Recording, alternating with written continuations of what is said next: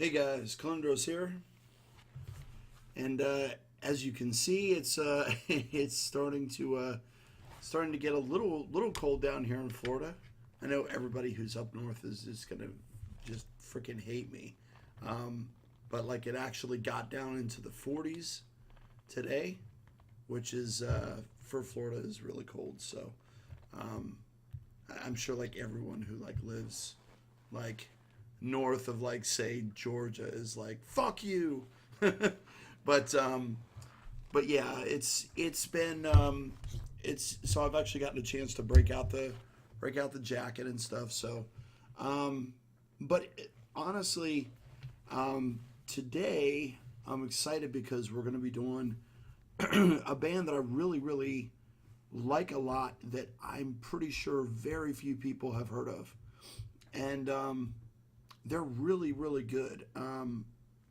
I One of the things that I really want to do with this channel is highlight bands that are really good but nobody has heard of. Now, I think a lot of the people who watch this channel probably may have heard of a lot of these bands, but for people who happen to stumble on or catch this through my Twitter feed, and maybe you're not like super knowledgeable about like a lot of the underground bands and stuff, have probably never heard of the majority of these bands. And that's one of the things that's really cool about doing this kind of thing. And one of the main reasons why I do this, because as you guys can see, it's not about views. And I don't really, somebody had asked me yesterday, they're like, you've got a lot of videos for somebody who has so few views. And the reality of it is, one, I don't really promote the channel, beyond my close circle of, internet friends, so to speak.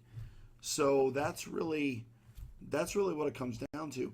But that's not really why I do the channel. I mean, it's mainly because I want to try and spread the word. Now, granted, it would be great if I could get that word out to more people. But at the end of the day, it's also sort of a document for me to be able to get my thoughts down on, a certain band. Kind of like it's the same principle. These are, at the end of the day, vlogs. So it's just a video version of a blog, really. And for the reactions, it's cool because you get to see my reaction to a band that I've never heard before or a song I've never heard before. That's a different kind of thing. But there are a lot of other channels that do that better than I do. What I really wanted to do was, like I said, highlight these bands, but also really get into some of the nitty gritty of the music stuff. And I don't even go, there are channels that go deeper than I do with that. Rick Beto, I believe is his name. If I screwed up his name, I feel terrible about it, but his stuff is fantastic. He doesn't really do like metal as much. He's done some like Periphery, he did, but he gets ultra technical about the music, like what key this is played in, what notes are being played. He'll even play parts of the song.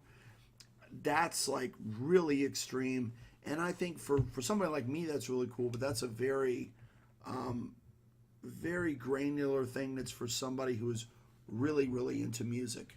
So I didn't really want to go that deep, and I'm not knowledgeable enough to go that deep, especially with a lot of the stuff that I listen to being very complex. Even if I had the kind of ability to play some of this stuff, I probably wouldn't be able to break it down because, particularly, I'll use Vector as an example. These guys are largely playing at like, over 190 beats per minute. So at that speed, it's very difficult to pick apart a song, at least for me. I'm sure there are people out there who can do it, but I'm not one of them. So that was, that's kind of the thing I wanted to get before we get into the song. I wanted to mention that. So, but that being said, those of you who do watch, if you enjoy it, I definitely would not be opposed at all to people boosting it or promoting it or whatever. It's but I just, I haven't really made an attempt to do any sort of like YouTube promotional stuff, or there's different ways that you can promote your channel, and given time down the road, I'd like to put some more money into the channel. I don't have that kind of disposable income to do that right now, but I'd love to be able to get like an SLR camera and present a video quality that's on par with your Alex Hefner's and your Vin Sori, Lost in Vegas. But I don't have that kind of disposable income to do that.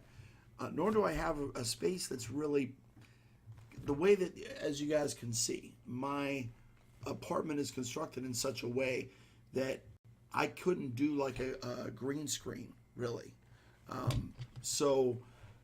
But that being said, in the future, my living situation will certainly be changing.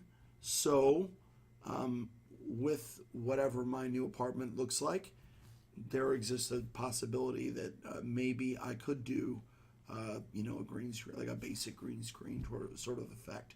And actually, some of the newer cameras, I think, have a auto green screen. I don't know how well it works, but I have some people in the Twitch community that I can definitely talk to about that kind of thing if it gets to that point. But right now, the first docket, or the first thing on the docket, will be to get a SLR camera, because that's really, if you want good video quality when you're shooting this sort of content, that's really what you need, an SLR camera. And there's a couple different models that are relatively inexpensive, but any SLR camera you're looking at, close to $500. So, but at some point it will happen. Probably not anytime soon, within the next month or two or anything like that. But maybe after next summer, when things settle down for me, I'm going to be, like I said, I'll be moving, and not far, but moving, and and with job, stuff and all that comes with it.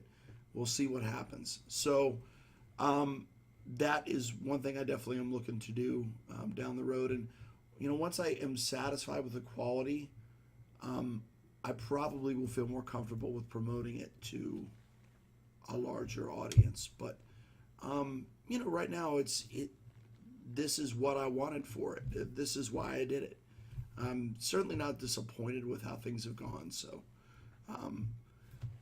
and it really makes me extremely happy when people send me a message that are like, hey, I discovered this band because of you, or I had never heard this song, or heard it because you did a review of it and I checked it out on Spotify. That is awesome. The one thing I will say is, if you guys like this stuff, like the music, please, please, please get the song or get the album on, iTunes. Music is super cheap nowadays, right? Back in the days of the CD, music was more expensive. You had to spend, $20 or $30, not $30, but I would say average CD prices were between $13 and $18. So, a new release might be, like $18.99 or something, right? But now, you go to iTunes, every album is like $10, all of them.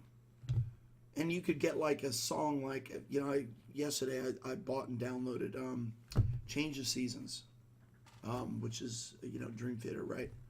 And, you got to buy the whole album because the song is 23 minutes long, right?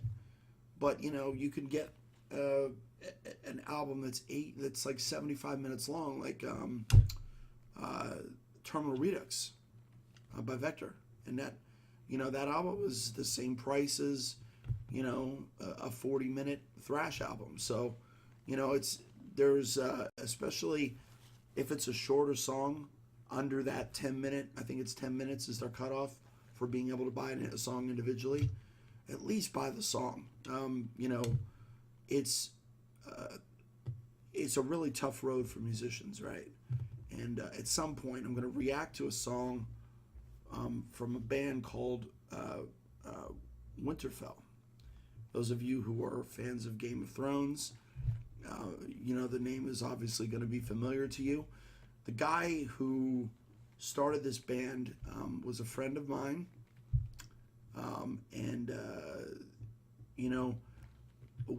that band particularly, Winterfell is not was not a reference to the Game of Thrones TV series, because this band was from long, long before the TV series started. This was, A Song of Ice and Fire, which is the books, right? So they're a power metal band, power prog, with some thrash elements too, and even maybe a little bit of death metal, musically speaking. So we'll be getting to them, maybe perhaps next week, but it's the circumstances that I saw them deal with, right? Spending the money that he spent to finance that second album, seeing no return on that album at all, and losing a lot of money.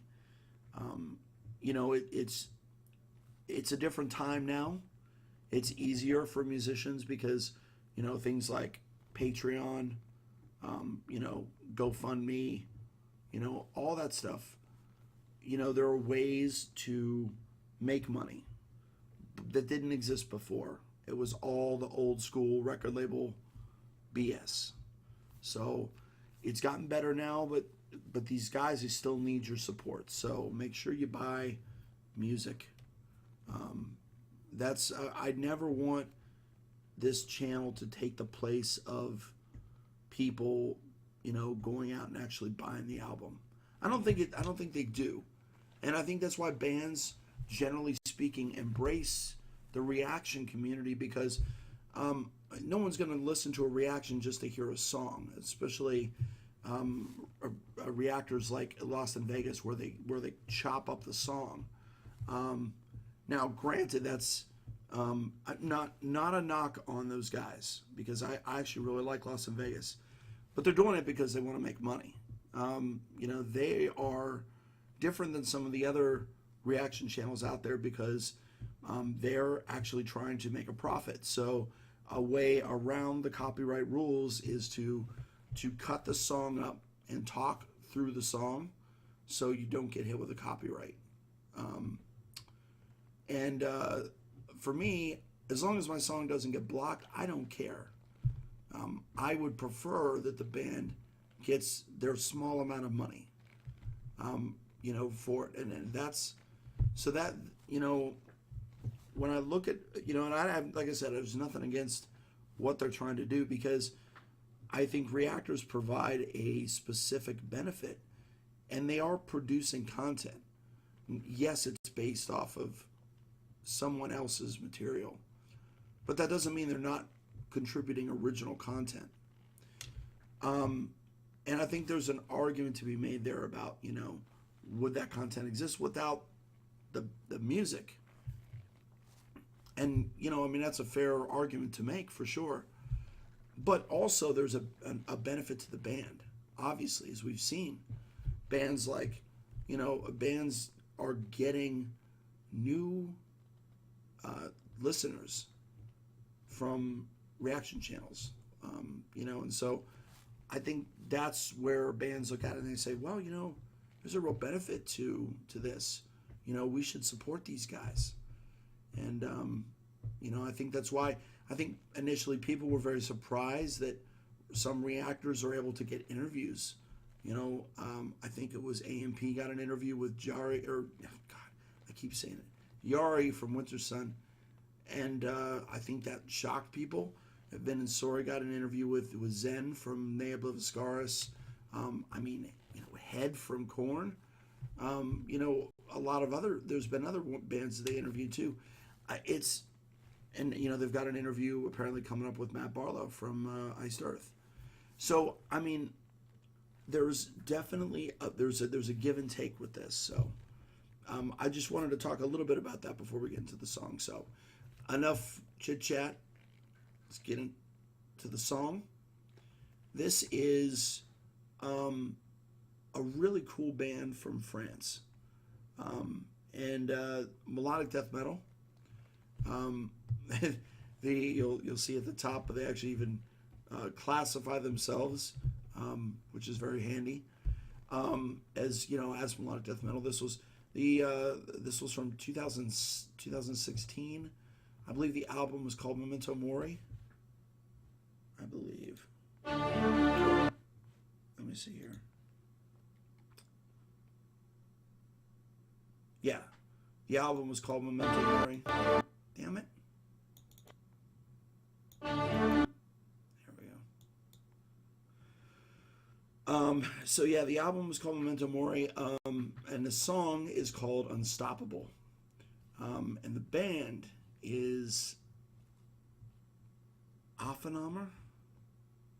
I should have really looked. There was a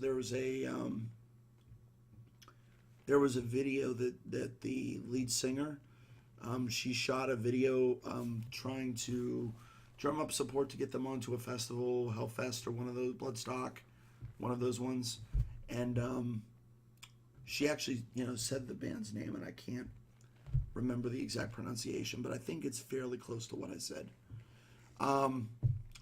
But yeah, this is a really cool song. The minute I heard this song, I fell in love with these guys, and I think you guys will too. Really cool stuff. So let's check it out. Doing the video for this one, it doesn't have a copyright tag to it, so it shouldn't get blocked. Fingers crossed. Actually, just let me double check that before I go ahead and do this. Nope. Yeah, no copyright tags in there, so it should not get blocked. All right, let's see.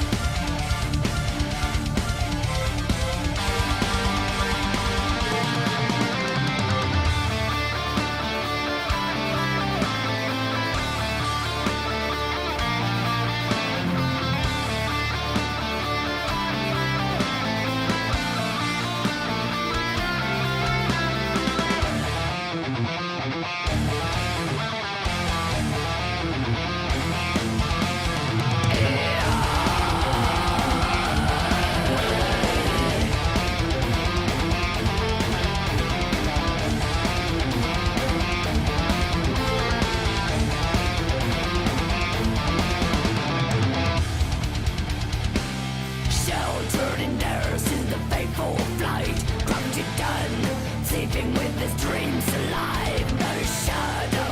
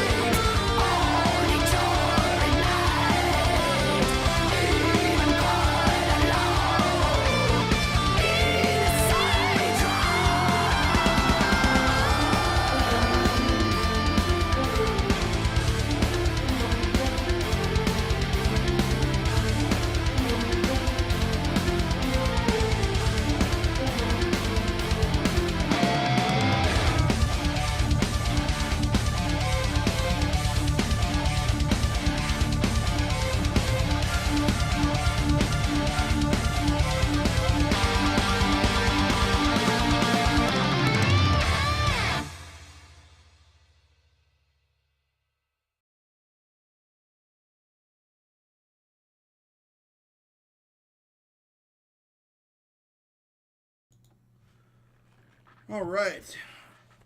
So that song, um, I think for anybody who's a big fan of like say Winter Sun, this is like right up your alley because this is like maybe a little more along the death metal side of than say like Winter Sun, which sort of rides the folk power spectrum, but has musically has a bit of a death metal influence, right? A melodic death metal influence. Where these guys, I feel like, if like from a musical standpoint, they're very folky, in some respects because one of the things that struck me immediately with this song is how the lead guitar is present all through the whole song. I mean, all the way through the song, there is a constant and very very catchy lead. That goes through the whole song and really just kind of holds you through the whole thing. And I think that's something that you don't typically see as much with like straight up melodic death metal. I think that's to me the folk influence that's really coming through when you think of bands like Amon Amarth, and Ensiferum, you know, I mean, it's there's that influence, and like I said, Winter Sun, that's really strong on this song, and I think to me it really carries this song. Also, there's a the opening riff is really great. It's got like a nice heavy riff. The one, if I could do like any sort of criticism of the song, I would say that this is a song that would have benefited from having a real orchestra, because the orchestra is present through most of the song. And there's a couple spots where it comes through as being programmed, not like real orchestra. Like when you listen to a Therian song, like we're probably going to do a Therian song this week, hopefully if I get to it, and you can kind of see the difference with how full and rich the orchestra sounds. Now, these guys are a very small band, I'm pretty sure. So, I mean, there's only so much you can do with, with the money that you have as like a small band when you're getting started. So, but that would be one area where like with a song like this, it would be that much better with like a real orchestra.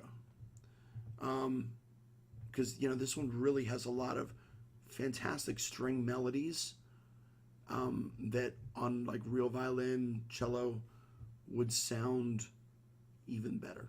So that's my real lone criticism.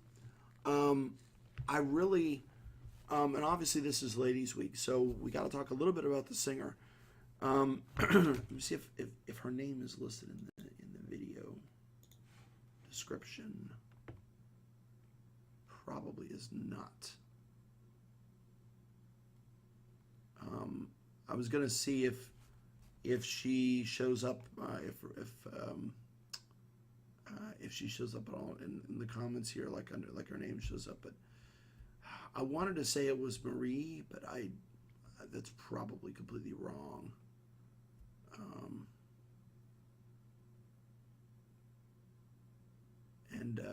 Yeah, I'm gonna have to look this one up because I don't particularly want to get this one wrong. So just bear with me for a second. Yeah, go Wikipedia is always a good source for that. Let's see. It was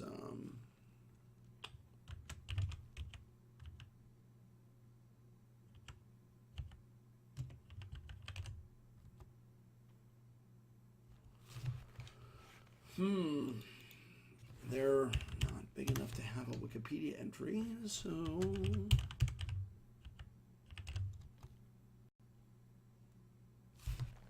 okay.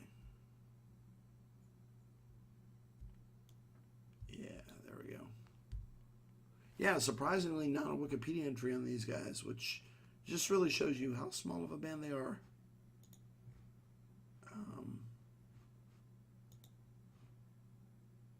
There we go. And now originally they actually, I believe, were an instrumental band, if I can remember correctly. Um,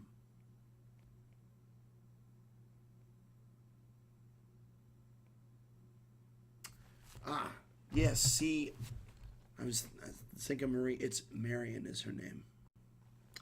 Um, but yeah, so Marion was the singer.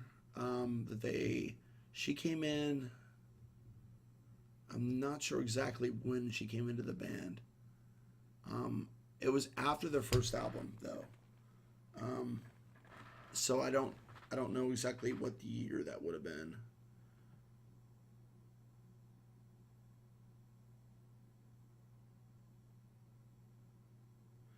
They consider this the debut album though.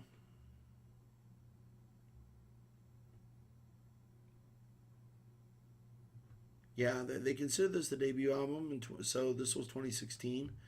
They did have an EP though, in 2013. So hopefully we'll get a new album from them soon. Um, it doesn't. I haven't seen anything about them working on a new album, but I'm sure they probably are. Um,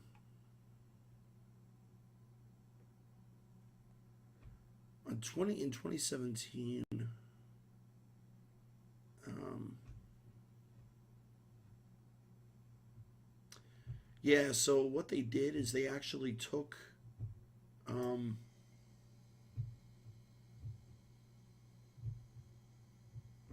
they actually took basically a new um, album, or what their old album, and basically re-recorded it with vocals and lyrics, which is interesting. I don't know too many bands that I've ever seen do that.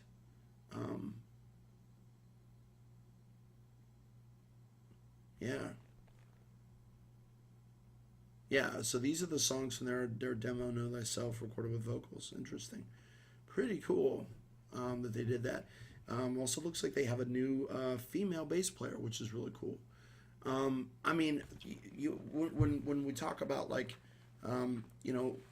obviously this is Ladies Week, so we're talking about that. The fact that we're starting to see a lot more just female presence in metal, which is really awesome. But there's still, I feel like, a lot less presence on the musical side of things. Um, Not that the voice is not an instrument, but there's a lot of singers, but not so many musicians. And it's starting to change a little bit. We're seeing, I actually would point out Nina Strauss just released a really killer instrumental guitar album, and that girl can shred. She is incredible. So we're seeing some more of that, but it's still a huge gap between, and it's not that there's not females playing guitar, there are, but I think a lot of it is a little bit, as much as I hate to say it, a little bit of the boys club mentality, and it's changing, but it's still definitely there. So that's one of the reasons why it's good to do a ladies week, because to shine a spotlight on some of the bands that are starting to break through that barrier a little bit. All female bands like Nervosa. I mean, that's an extreme rarity. So it's really great that they added a female bass player. That's really cool. And as far as her name is Lucy. As far as Marion goes, her vocals are awesome. It's interesting when you listen to her vocals compared to trying to think of other female death metal vocalists too. Like if you compared her vocals to, say, Angela Gossow's vocals. Angela's vocals were extremely masculine.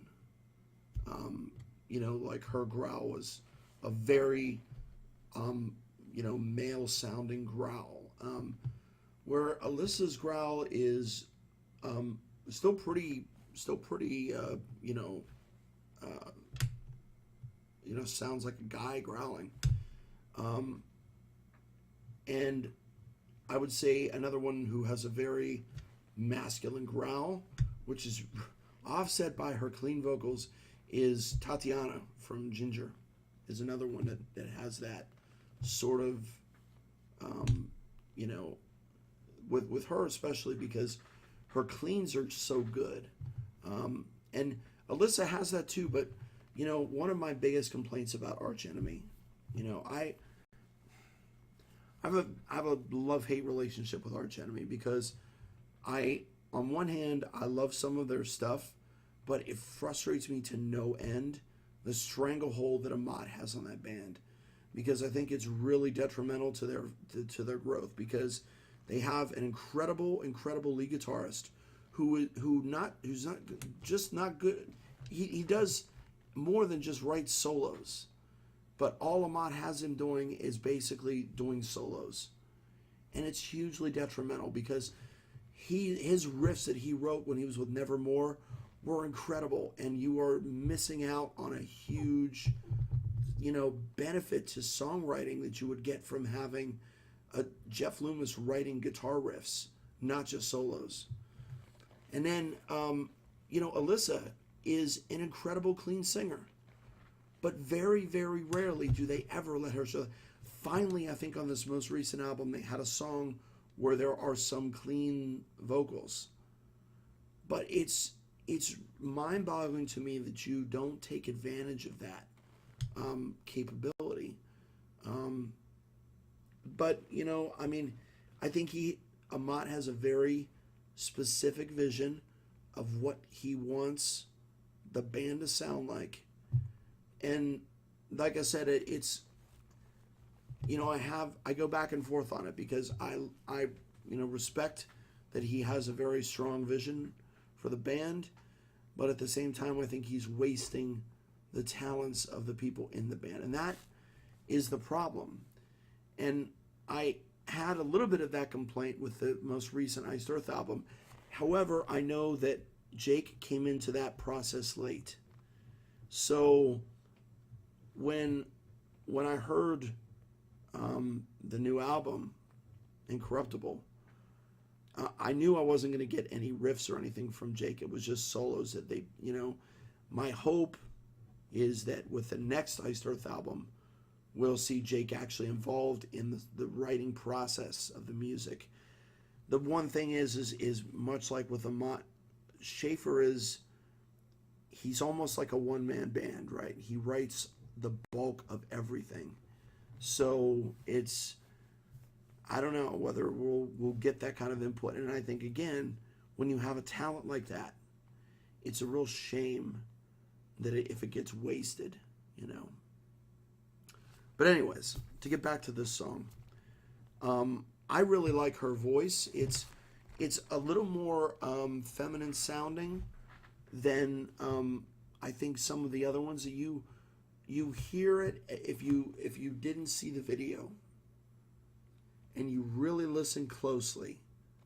I think you'd be able to tell that it was a woman singing, which is not a bad thing at all. I think there's this weird thing where if you're singing death metal or black metal as a woman, you don't want to sound feminine at all, which is ridiculous. Why? That's so stupid. I mean, why is that even a thing? But when I hear the song, I know that it's a woman, and to me it doesn't make any difference. It's still melodic death metal to me. It doesn't affect in one way or another, whether or not I like the band. I like the song because the melody is incredible, and I like her vocal cadence actually. It's something that doesn't get talked about a ton because in death metal I feel like especially the voice is used almost as a percussive instrument, right? You know, certain words are like inflected, and you know, it's she particularly, when you want, it's great when you watch the video, you can see the force behind the words. Like there's one part where her hair is in front of her face, and she's saying it, and her hair just goes, you know, from the force, right?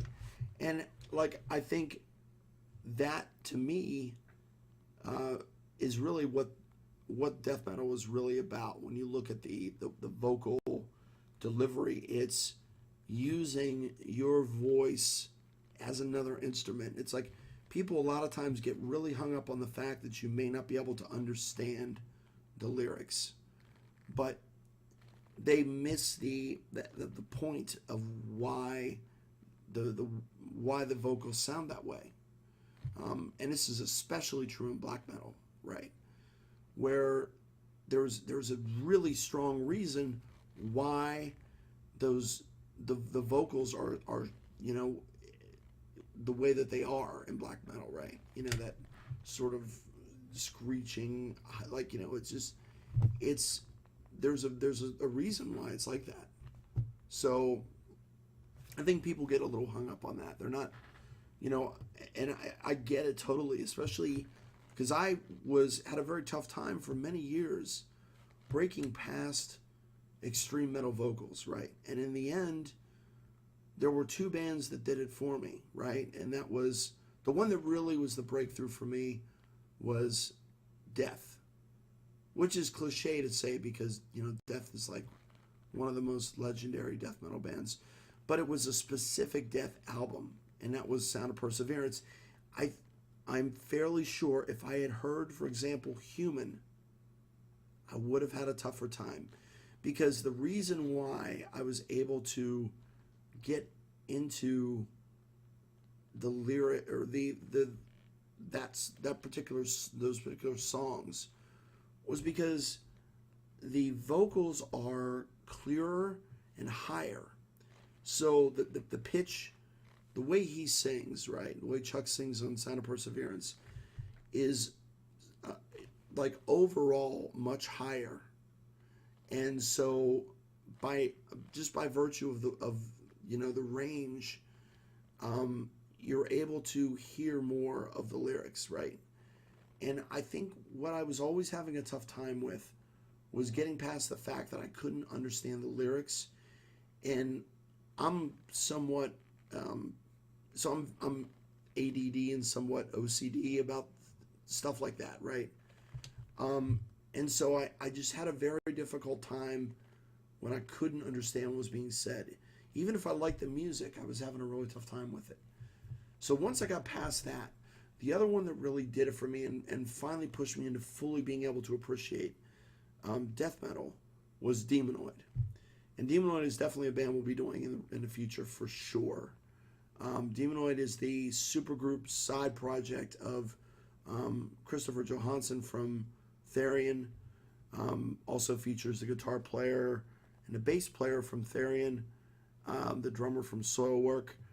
It is a true supergroup, and also a true supergroup in the sense that unfortunately they only did one album too, which, you know, is also a common thing, unfortunately, among supergroups. But, you know, it's an album that, because of its roots in thrash, it's because it's like death thrash, not unlike who's the band out of South America?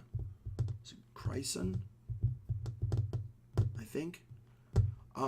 Similar to those guys, right? Where it's like, you know, thrash, death metal. I mean, lyrically speaking, it's definitely death metal for sure. But there's definitely that, you know, even to some extent, like Bay Area thrash influence, right? And with these guys, with Aephanemer, it's that folk metal influence. And like I said, when you get to about that halfway point in the song, it's around, I think, the 3-minute mark, you go into sort of a little instrumental interlude. It's not a solo really.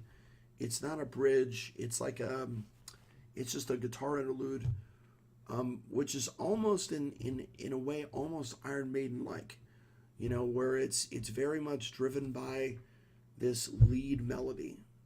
Of course, the difference with Iron Maiden is all their lead stuff was actually driven by the bass. Steve Harris is the anchor for that band. I don't know that a lot of people realize that when they listen to it. Because, you have the twin guitars. Actually, in, modern Iron Maiden, it's actually three guitars. So people think, guitar driven, right? But it's really the bass when you listen to it. Listen to how most of their songs start off. They come in off the bass, and one of like a great example is like the song "The Clairvoyant." Starts little bass solo, and the bass basically grounds that groove for the song. But it's true of like songs like "To Tame a Land," even "The Trooper." I mean, it's just it's something that's there. But that melody, that anchoring lead melody that drives through a song is very present here.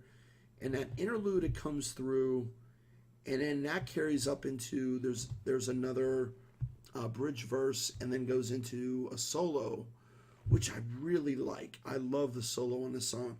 It's not a flashy solo.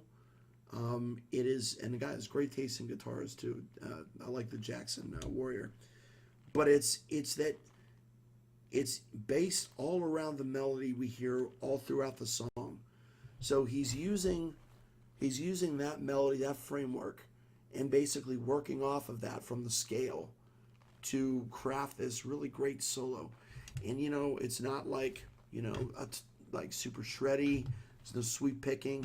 It's just a really awesome, classy solo that's rooted firmly in the melody of the song.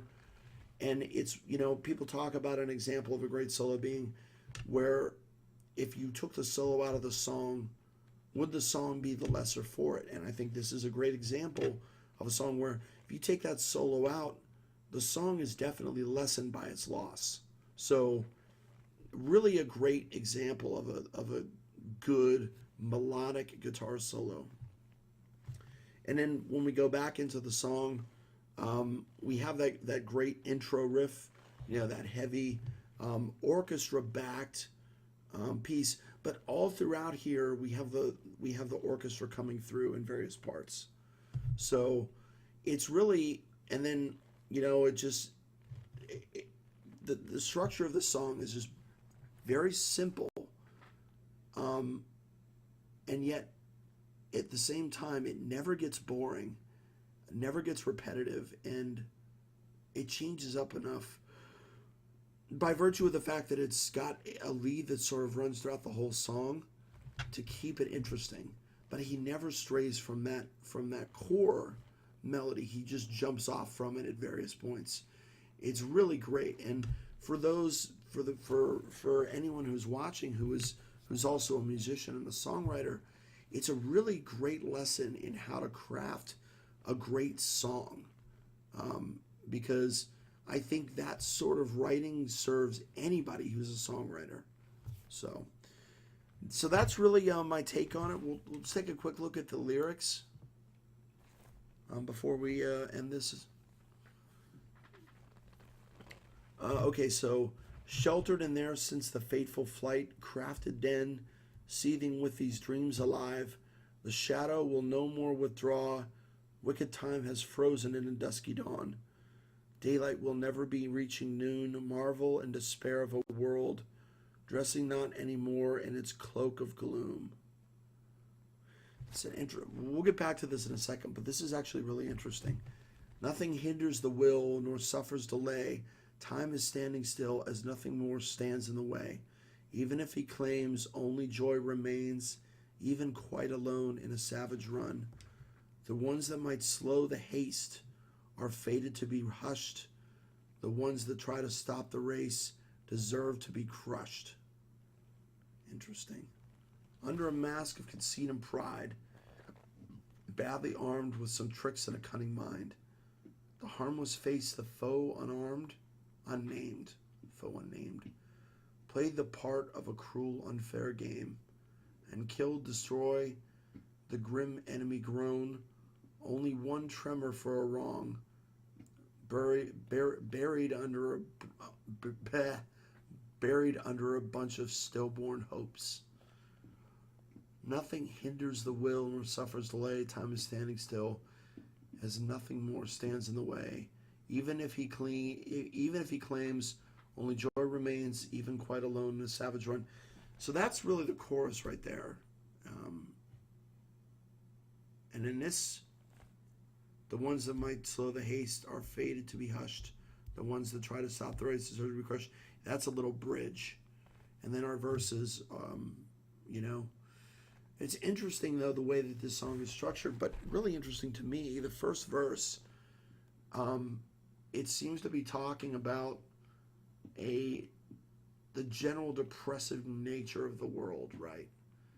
But then the last two lines, it says, and I think the lyrics were written by Marion, so I'm going to say she says, marvel and despair of a world dressing not anymore in its cloak of gloom.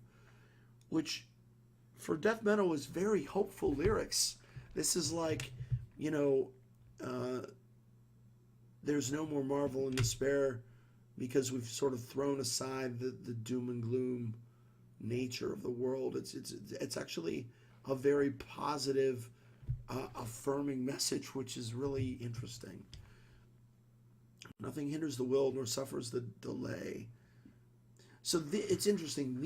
The chorus, right, is something that you would see typically, lyrically speaking, in a black metal song, talking about self-empowerment. Nothing hinders the will nor suffers delay. Time is standing still as nothing more stands in the way. So even if he claims only joy remains, even quite alone in a savage run, which I think this is talking about the power of yourself, of your will to overcome. The song is called Unstoppable, which unstoppable is never once said in the lyrics here. But I think this chorus is talking about that specifically. And then, again, talking about that, it says, the ones that might slow the haste are fated to be hushed. The ones that try to stop the race deserve to be crushed. Which is interesting because it sounds like she's saying that that moving forward, that this might be about our human nature's desire to be constantly advancing and moving forward, and those that try to slow it or stop it will just be crushed under the heels of progress. I think is what this is talking about. I don't know. Under a mask of conceit and pride. I love this particular verse. I love badly armed with some tricks and a cunning mind. It's almost like it's saying that the people who are like maybe the people who are trying to dictate the will, through fear, intimidation, what have you. They've got just a bunch of hollow tricks and deception, cunning mind, right? And then these harmless people face the foe. They're just unnamed. They're just the public, playing a part in this back and forth game between those who are seeking to control society and those who are the oppressed or the so-called lower people in society,